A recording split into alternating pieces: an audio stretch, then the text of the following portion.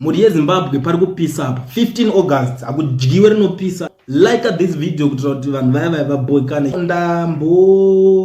Ndambonzwa nyaya ndobva ndambodigesta bva ndaiona kunga isina basa, but ndazonyatsogara pasi ndazoiona yakutengwa navanhu vakaita asana hopi weching'ono, vanhu vanani vakuitaura nyaya iri kutaurwa pari kunzoni nyaya yekunzi paparliament yeZimbabwe pakaonekwa flag yekuchina, flag dzekuchina dzadziri ipapo paparliament yeZimbabwe, ndo nyaya iri kunyaurwadzi. So pari kuzonzi zvakangofanana nekuti baba vanenge vakabva kuvillage yavo kwakabva vosvika vari kuda kushandira muvillage yenyu votanga kukuvakira imba pamba penyu imbapa. Saka baba ivavo it's obvious kuti vanozongosiyawo vaisa chipicture yavo kuda kuti ndo vanenge vatoo baba vemba ipapo. Ndo nyaya hombe iri kunetsa panapa kunzi because baba venyu munhawo ipapo vanenge vachipedzera mari yavo kudoro nekuita zvemahuri, ndo nyaya hombe iri kunetsa panapa.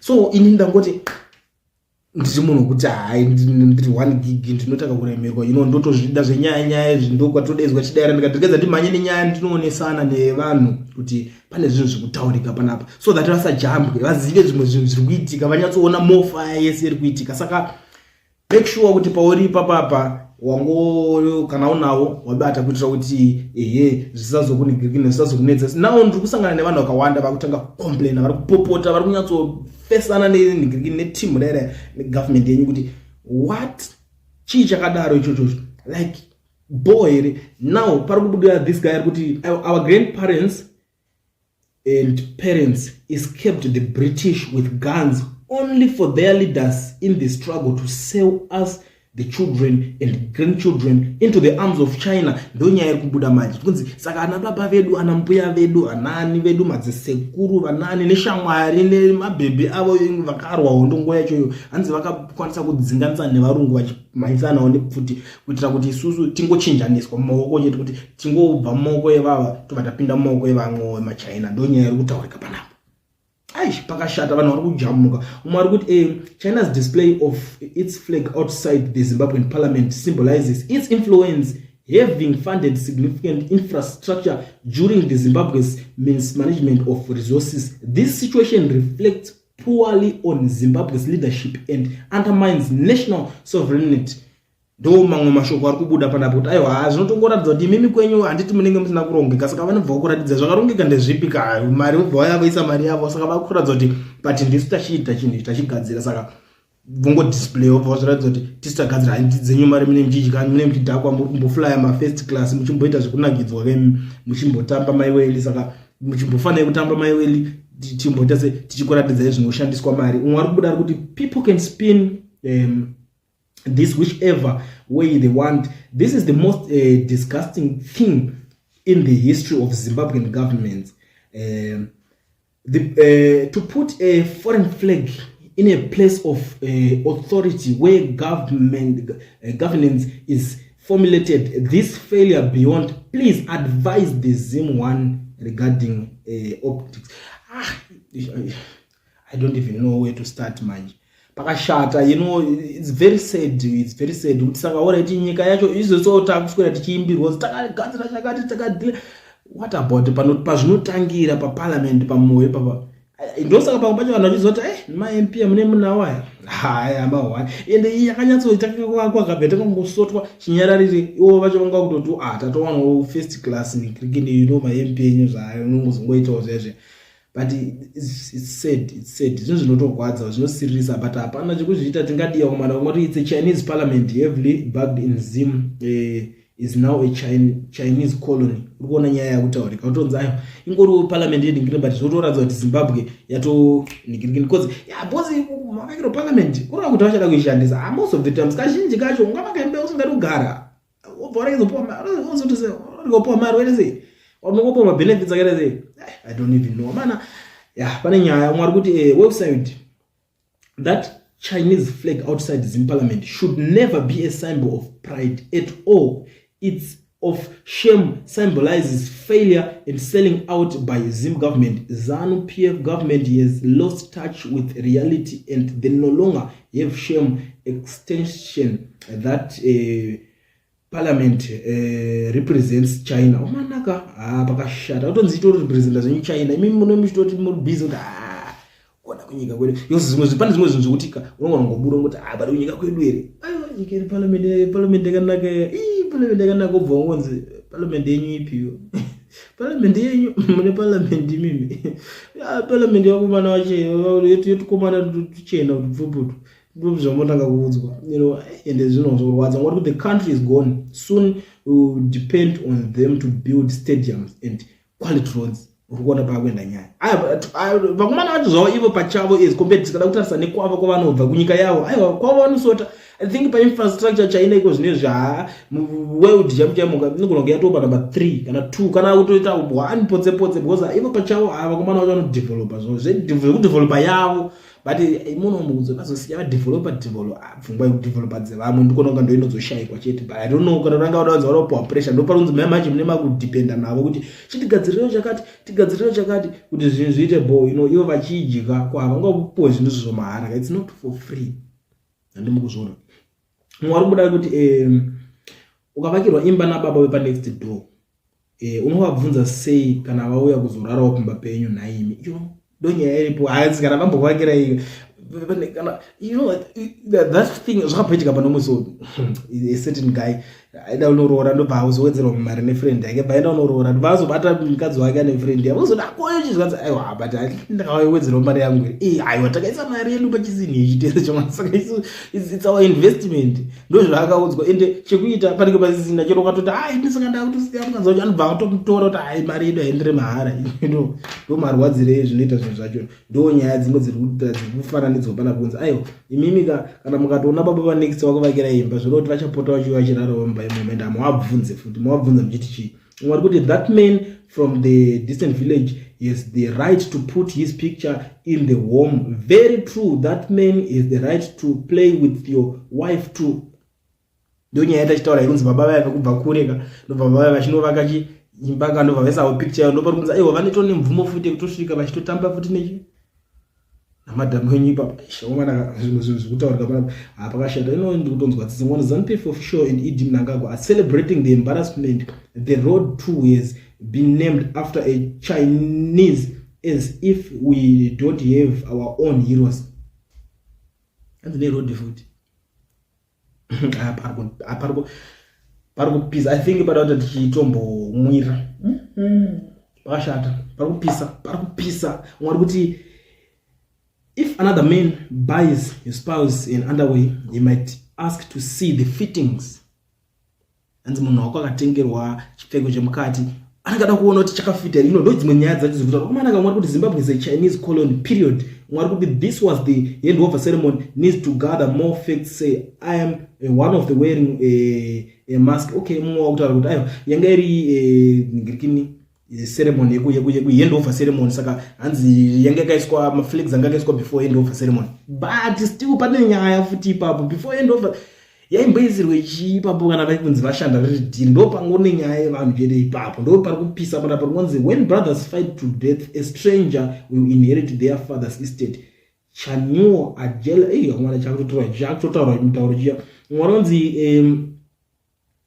musi uchakwira maZimbabweans ese pagomo iro vachinopinda imomo vaina hasha nekuda change ndipo pachauya change yemashuwa munyika medu kukwira pagomo repanhingiri doesn't mean kuti pane pada change kunenge kunana kuna munhu anenge ariko pekunyatsoda kuenda chapo munopaziva but wadaenda parliament it's something yori chinotobenefit and I always tell people kuti ukaona mapolitician vachinge vapinda vachitopa pressure kuti vatoita zvinhu vagadzire something munyika because vanhu ivavo vanouya vachidarika and time ichavatora futi chinotonzi ninga akatozotorwa nenguva akayafa akaenda but akasiya atodevelopa nyika yapane imwe stage ndo zvimwe zvinhu zviripo ndo mamwe advantages zokuti vakazoshanda ukaita dhiri naningi azvezvo zvinotongoramba kakawandika zve kuti isi zvamutaura hatizvizive hatizvinzwisise ndo nyaya kuti mwari kuti we Chinese colony this Chinese might as well build ZANU-PF a decent stadium as athletic complex while they are at it mana pakashata mwari kuti how are you going to deny this when we ask this Chinese also taking over Zimbabwe just like Uganda and Equatorial Guinea. Ndo nyaya imwe ikubuda panapa kunzi kausi imono zviramba sei vanhu varikutotora varikutoenda nana Uganda chinji ndizvo Uganda nasingaziita varikutotora futi saka these guys vanenge vane power ngori kuti I hear your point and quite an important that move. We get foreign aid. That means we have traded something very unique and not available from where aiders originate. Recolonization. Obviously, iwo munhu angabva kure kure kusvika ngoti ndoda kungokusota indi kuvakire chakati pane zvinhu zvakatoitwa ipapo but zvimwe zvacho hazvitauriki ndo zvitakaita kuti I don't see it as having a neighbor buy clothes for your wife, but having a neighbor buy a man bedroom bed for your house.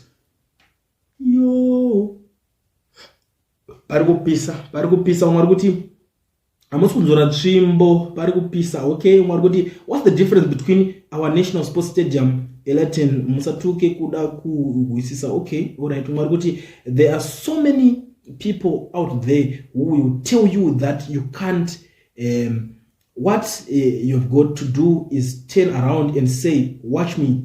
If you can laugh when you are completely broken, then there can be nothing that can break you next time. ZANU-PF sold the country to the Chinese back to the colonial era. That's why that building was pronounced a circus, rigged parliament, and a house of oppression. Why aren't they burning the flag? Zimbabweans are cowards. I am telling you. Kuna zvimwe zvinhu zvokuti tinogona kusimbisana neushindi but unozodemba kuti wanga wazvitangire imimi munonyazoziva vanhu vaya vaya nekuti like I always say kuti ukaona vakanzi iwo waita something chekuti hamuna wirirana ubva umbonza wakomana vambokutora vanhu vaya vane utsinyeka wokuzvarwa nawo uri natural uya kungoti akangosakana neumwe vanhu vaya kuti vaingokura kana kunga kuma high school kana vachikwatasakana maoko avo so even height zvese kungotarisa so pane mupama imwe inongorwadza zviri natural so manje vakabva vaenda vakaenda utsinye hwokuwedzerwa kunzi une utsinye hwakawanda se ubva test onzi ukuona kautsinye kakaka anenge ane ka 17% kautsinye muise ku 90% yeutsinye saka hapana zvikunzi ungapisa flag hiyo ungochinzoka wakamirana wazvitwa nani mwari kuti pure truth. The witness of ZANU-PF to run the country is clearly embarrassing. All the Zimbabwean good management of local resources was put into practice by Chinese as they erected the parliament building, whilst ZANU-PF they're blaming sanctions. Yapo manjanzi mimi busy ngoti sanction akadai ayo masanction akanetsa muZimbabwe kuti sanction akatikangasa chakati sakanzi China ikabva ngokuratidza kuti ayo zvinongonzwa iso izvi tongodai totobudana zvatoita mimi muri busy ngoti ndo vakazotikanganisa ana ningirikini vaya vakatidai mimi muchitadza kuzvitira zvinhu zvenyu mega mwari kuti that man also had the right to sleep on your wife. The humble thing Geozid can do is to raise the Zim flag at the Chinese parliament, right? There on Chinese soil. Simple. Alright, this clear indication and differences between Mutongi and Mutungamiriri. We need Vatungamiriri. This is a great example of the failure. There's no African state government by Nyaupe boys like ZANU-PF that would be colonialism free. Zim under the Idi Mnangagwa is colonized by China.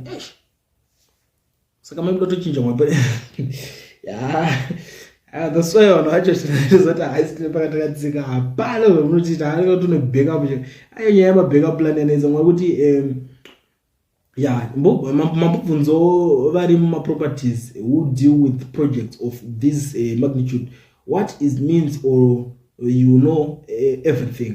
I'm sure you can embarrass yourself if you claim to know everything when consulting is just cheap. Not that I agree with China building our parliament. They can build, but no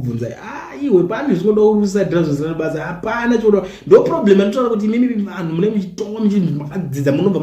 kakaclika kahwaniso zvovharana because imi muri kuzvitamba vari mumareal estate zvimwe zvisinganzwisisika it's better kuti vangoziva kuti mwana panapa tiri madofo pakatonyorwa hondo yaka hapana angamboti aizviti ari ningirina vakatotadza kuzvinzwisisa vachiudzwa kunzi imi kuna ningirina kufambirwa unomboziva kuti even mutown pane dzimwe dzinhu vasingafariri kufambirwe but imimi because of imimi dai vanhu vakaita seimi vanoti mambobvunzere to the reason why muchera mudzingofambira imomo zvimwe zvacho utadza kuda kunyanya reason astereki ndozvatorambe muri kumashure unofanira kuramba kuti aina handisi kuda kuti handisi kutozviziva zvokuti handizvinzwisise zvitonaa zvitonzi irakaoma musoro but uchitaura handisozvinzwisisa umwe ari kuti China yakabata zimu kuti surely kuvakirwa parliament neimwe nyika why not hospitals imi vatangira kuvanodaka uchi vatangira vanoziva kunanga umwe ari kuti there is nothing to be proud of in terms of getting Forbes. Our president should have been built by Zimbabwean suppliers, Zimbabwean material, etc. local development. This monument has been sold to a country for a bag of sugar. We need new leaders. No, local chi. Unotodzwa zvikunzicha. Aiwozota local chi simende nyana yozosimba. Plus munomacho mukati local ngirikini. Maybe you trap eye just local chi Zimbabwe local chi ndio ngonotangira futi nyaya ikoko because at the end of the day ukakuchuna ungoti local kuchatozonza ayo isimendi ndiye kwa Dangote ari kuningirikini ari kunana Nigeria uko ichakati ndichekwa nhingi ari kwakati uchakati ndichekwa saka yototi local chacho kapindori imwe nyaya futi doto mutanga yagadziriswa yatombodzokerwa kumashure mwari kuti did you tell them that an old picture and there was a ceremony to be held which involved a Chinese? That's why there is a flag. Oh, alright, what about the Chinese puppets? And you will never see a Zimbabwean flag in Chinese parliament. For sure, I want to say, you are spot on. This government is a mafia regime which must be consured by all the right-minded Zimbabweans, right? And it's no reason. You are just talking things that doesn't not make sense at all. It shows that a man from another country is running your home. No wonder they treat us like if it was South Africa, the whole continent would have been making jokes about it. South Africa varizine manje vanhu South Africa vasi vakasiyana nemimi zvokuti imani muri zvitiri educated zvokudaro South Africa chero wacho atone uri kutoona kuti for degree wacho akatanga kujamuka dzakatanga kutacha so dzitanga kunyima na moto so manje munoti aida ndijamuka ndizvo ndizvimadofo kujamuka muchitoitwa zvese muchibhigwa futi kuti vana vedu vakadzidza munograduate zofensi vakadzidza muchivharwa mwari kuti they are not ashamed to be recolonized again and kiss the Chinese masters rings. No way in the world do you see such submission by any government in the USA. They closed the Chinese police station that was flying the Chinese flag. Zim is a new colon. Okay, Marguerite, you thought Chairman Mao gave Mugabe and his thugs so-called liberation war heroes guns and ammunition for free. The country was sold to Chinese Communist Party decades ago.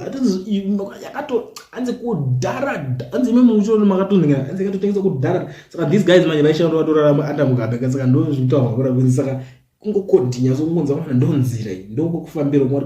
look at it nicely.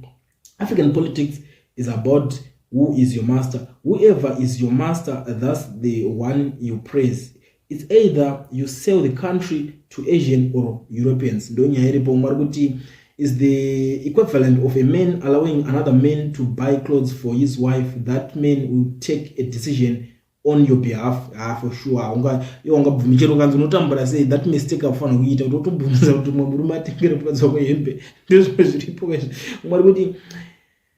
As if Zimbabwe is a province of China, treating Zimbabweans like it's Hong Kong, this is unacceptable. Never. But